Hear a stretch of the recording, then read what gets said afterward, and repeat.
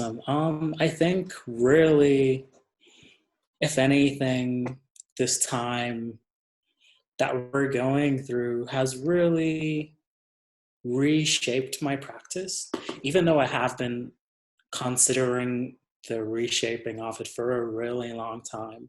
Um, Now more than anything, I think, is really a interesting way in which I'm considering kind of the same ideas, but in a much more reductionist way. So I'm kind of um, subtracting a lot of the stuff that I normally do.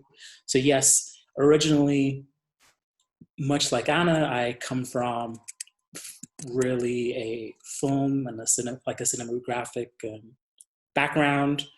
Um, a lot of my earlier work was dealing with moving images, but there was also this, how do I say, this relationship between moving images through film as well as technology and human behavior. And I think throughout my practice, I've consistently been interested in human behavior, the human psyche, human emotions, etc., whilst exploring those ideas through digital communication technologies, as well as through like the aesthetic value of communication technologies, more particularly in a series that I did a few years ago, a long time ago now, called iOS Update My Life.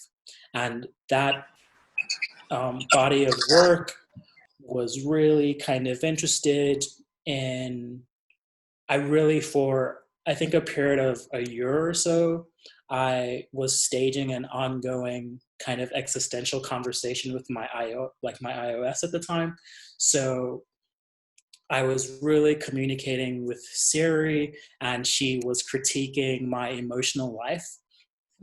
And now I'm moving towards more kind of finding ways of meditation, of mindfulness. Sounds really kind of new agey, but really I'm more intrigued by the act of violence that digital communications has on the body and has on the mind, while still being aware of its importance, as well as being aware of the fact that we live in the digital. There's no escaping it. And I wouldn't want to. I fucking love it. Forgive my language. But like, I really think that there's ways in which we need to be more responsible for how rather we communicate, or actually how we consume digital media.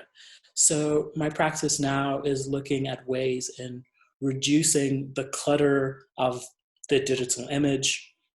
So looking at my earlier practice and working with a lot of visual, hyper vivid content, working with the emoji as this language, working with the notification as a language, I'm trying to reduce that and look at the space in which we occupy in the digital, and finding ways in which we can create this environment of solace, peace, as it were. As I said, it sounds really new agey, but the reason why I'm interested in this is because for the last 2 or 3 years, I've been in my writing practice, I've been interested in this idea of essentialism and how the Black body, more particularly, is forced to assimilate through this idea of capitalism. And what I mean by that is, in order for, especially where I'm at right now in South Africa, in order for marginalized communities, people of color, to exist or to be recognized in the same light as other people, white people in the country. And I'm not sure if you're familiar of South Africa's history, but it's quite tumultuous because there is a lot to do with race relations, race identity, as well as gender. And we're often seeing that Black people are taking on lots of forms of emotional and financial debt, as well as a whole bunch of other things, in order to kind of be equal with their white counterparts. And it's really destroying them. And I kind of want to investigate a space in which we can exist without assimilating, but still taking our own agency, still speaking about our narratives, still reclaiming the internet, for instance. But going back to the question, I definitely think that this time has been really reflective for me, because with all these like Zoom calls and with all these like Instagram lives and stuff, it's getting really tiresome. Like my body's feeling so drained from all of this. And last week I took, I think, a few days out to just not like engage with technology in order to kind of connect with technology more, if that makes sense. I removed any form of digital aspect. I even went as far as not listening to music, and just kind of sitting in silence and thinking about like my body in space. And when I say space, I really mean the internet. And thinking about, like, as I said, these acts of violence that we're kind of putting ourselves in. So I think that right now, my practice is really just doing its own thing. I'm not in control of my practice because it's doing its own thing in the reflections of what everyone's engaging with every single day. But also, to answer the question, I definitely am going to focus more on vulnerability within this idea of digital intimacy, however, in a much more reduced way. So instead of working with hyper vivid imagery and content sources, I'm trying to work with infinite space. I'm trying to work with light media. I'm trying to work with 3D objects at their most reduced form. So looking at the cube, if you think about like game design, for instance, the cube, the cylinder, the rectangle, those are all building blocks for much more bigger immersive worlds. I'm interested in looking at the cube in and of itself and how that cube exists as a form for other, like, how do I say, other ways of building narrative, building structure, building form within this isolated singular object, and taking these singular objects and kind of giving them the same value and the same importance as the bigger virtual world. Yeah, I think that answers it, to be honest. Is that like a digital minimalism, or like, I mean, it's different structure, but in a way, right? You kind of like repurposing, taking that back on. Yeah, exactly. Like my most recent body of work is a series of VR meditations, which is kind of makes no sense because when you're meditating, generally they want you to like close your eyes and picture stuff. But I've been struggling with imagining anything. So immersing myself in an infinite space that is quite cold, not cold rather, but quite empty, is quite singular, kind of really has helped me to focus better. So I'm continuing with this idea of predominantly within XR, XR at its most reduced form to create some form of balance. Yeah. Could you share? That's awesome. Can you say that again? Could you share some of your work? Yeah, of course. Let me just share my screen here. I just need to find the work. It says that it's still disabled again. Oh, sorry, just a sec. Yeah, please try it again. Awesome. Sorry about that. Just getting a drink of water, and let's try, see if this works. Can you see my screen?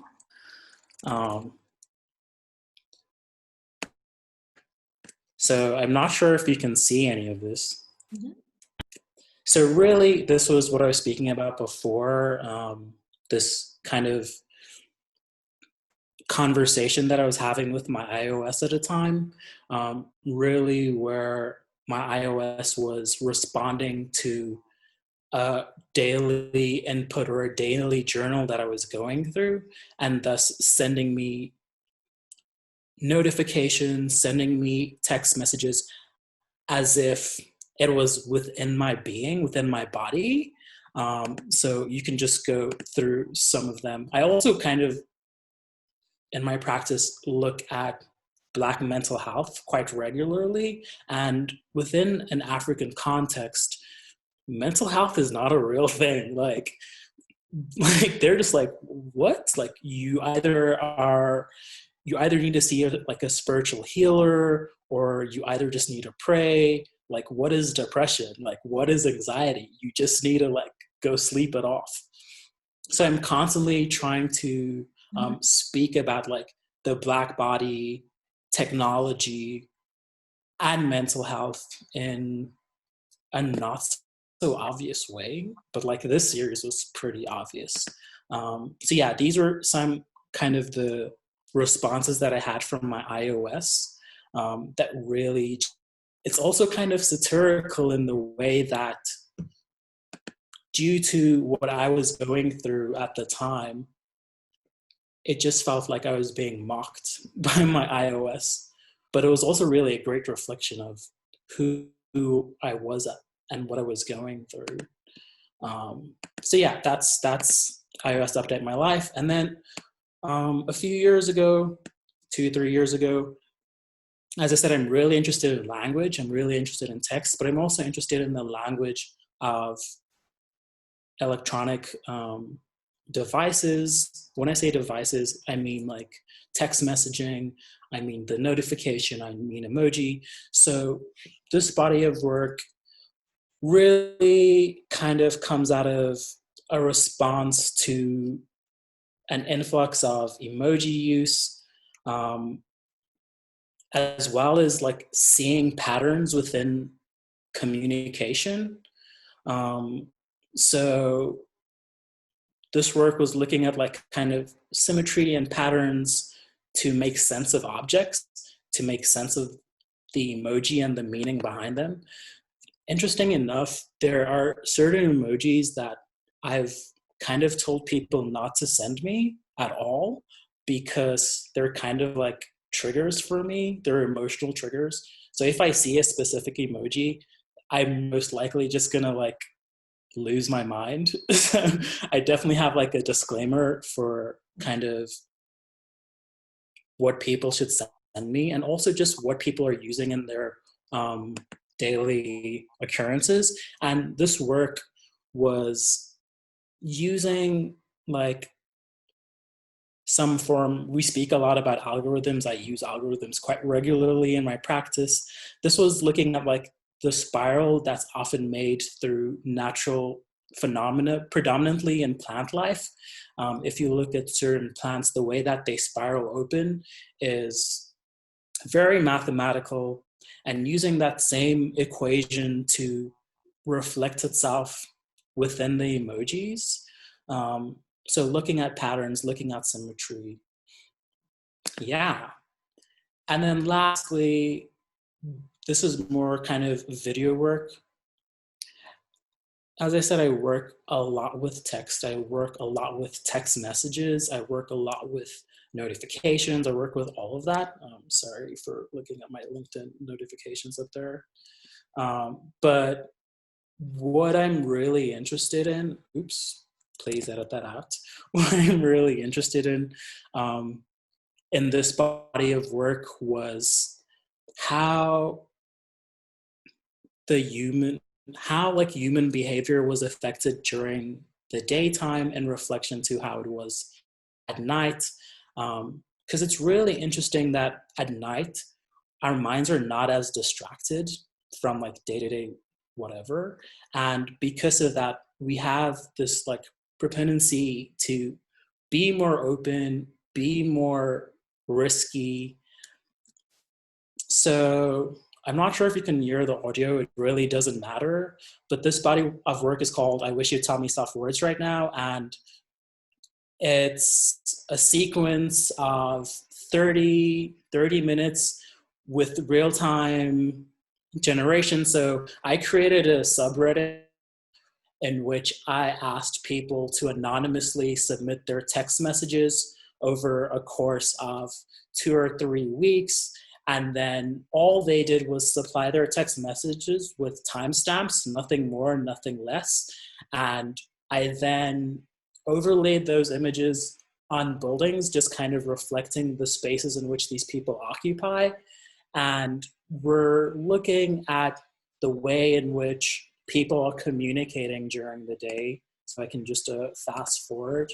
And you would kind of see that at night, people are much more ambitious in their wants and their desires. However, that doesn't mean everyone's like that. Some people just don't care. And they're really just, yeah, they're the same, like all the time. Yeah, so really, this is kind of some snapshots of what was happening, or like the submissions. I have thousands of, like hundreds of thousands of submissions. In the like 30-minute films, I really only kind of touch the surface. So this is kind of an ongoing body of work, one that I would most likely go back to at some stage. But for now, I'm just trying to declutter my mind. Yeah. Mm-hmm. Can I throw in a quick question? Yeah, please do. I absolutely really like this interface plus move an image aesthetic you have. It's really beautiful, I think. Also very moving somehow, because you let people, or other people let you in into their very personal space. I was wondering about something. Do you, when you look at emojis or emoticons, emojis, do you have a feeling that, that's a feeling I have sometimes, there are a very limited representation of a kind of a dominant culture, plus all of the exotizations that are allowed within this culture? For example, there are emojis for Japanese kind of holidays or geishas, and I was always wondering, so when someone puts out such a such a set of symbols, what is the criteria on which it's decided which symbols get in and which do not? Yeah, no, I definitely think about that. I actually have a friend or two who work for Unicode and have had like in-depth conversations about like what gets submitted, who submits. So generally, like the Apple team submits a bunch, Google and Facebook all submit, and then you have external submissions where you go through this weighting process. And if you look at like the last 5 years, there has been this kind of shape and more diversity, whatever that means. But they do go through a really stringent process, especially because they only put out a set number of emoticons every year. However, there's an artist who, for the life of me, I can't remember his name right now, but I'll find it for you and I'll share with you. And he's an artist from Cote d'Ivoire who is reclaiming emojis, and he's making African emojis. So they look exactly like what you would see on your iOS device. However, he's just like, I'm trying to reclaim my body, I'm trying to reclaim my people, because we're often at the fringes of like digital communication technologies, which is the truth. Like even now I'm currently working, kind of directing this mixed reality program. And when people hear that we have this program in South Africa, they're just like, oh, wow, is there are all of these misconceptions about our access to technology, our engagement with technology. Like it is true that Africa is the highest number of feature phones. That's just because, like, if you think about this idea of technology, if you think about like spiritual technology, if you think about any form of really traditional technology, it's really rooted in the soil and heart of Africa. However, we're just not there. So yeah, I definitely think that there are lots of problems with the current emoji set. But I do think that over time, much like everything, it's gonna catch up. It just really sucks because, as I've said before, Black people are always at the back. Like we created this shit and now we're just chilling at the back. Like, oh my gosh. Anyway.